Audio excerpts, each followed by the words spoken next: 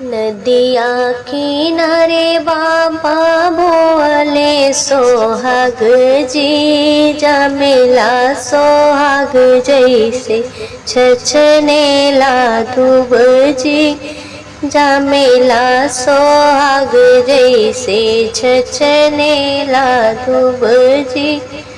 सिंचली कवन दे मन चित लाए जे, पयते कवन राम करले विचार जे, पयते कवन राम करले विचार जे।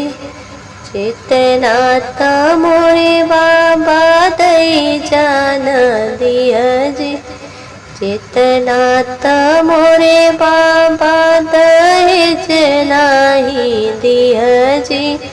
ओतनात मोरे स्वामी गेले को मिलाए जी, ओतनात मोरे स्वामी गेले को मिलाए जी।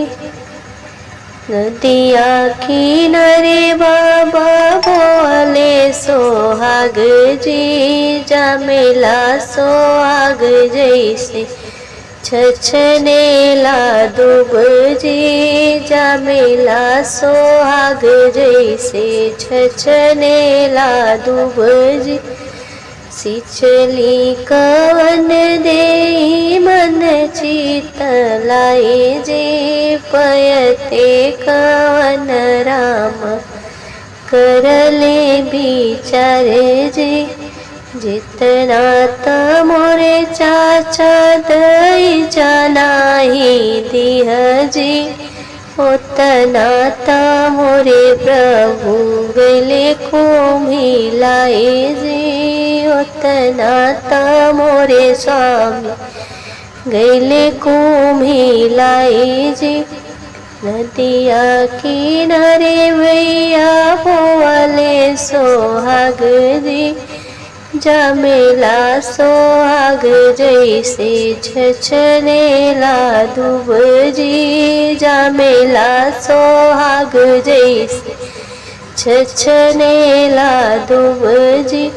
सिंचली कवन दुलैन मन चित लाए जे, पयते कवन दुलहे करल विचारे जी, पयते कवन राम करले विचारे जी।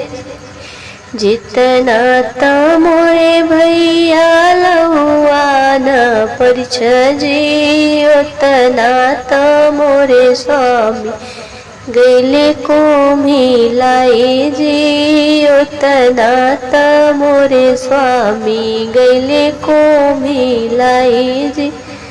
नदिया किनारे बाबा बोले सोहाग जी, जामेला सोहाग जैसे छछनेला दूब जी, जामेला सोहाग जैसे छछनेला दूब जी।